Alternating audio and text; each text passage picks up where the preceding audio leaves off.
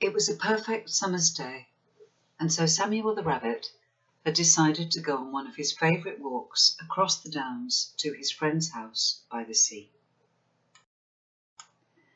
There were various obstacles to negotiate, one of which was squeezing through the narrow gap between the fence posts and into the field where normally the sheep were, but today there were only buttercups. How glorious it was! There was his friend's house, the Coast Guard cottages. He trundled up the garden path to the view over the cliffs. Gosh, how magnificent it was today! How blue the sea, how green the grass, how white the cliffs.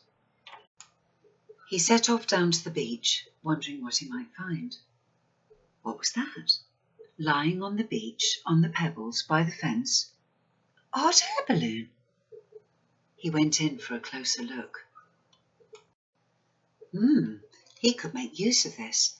Handily, there was some fishing twine attached to it, which made it easy to pull along the beach. Now then, how was this going to work? He thought for a moment. First, he tried to pull it up, but it seemed rather to be pulling him, and suddenly he was being lifted into the air. Oh, help! Thankfully, the wind dropped and he fell backwards. Never mind. This time, he was determined that that was not going to happen again. He had to think.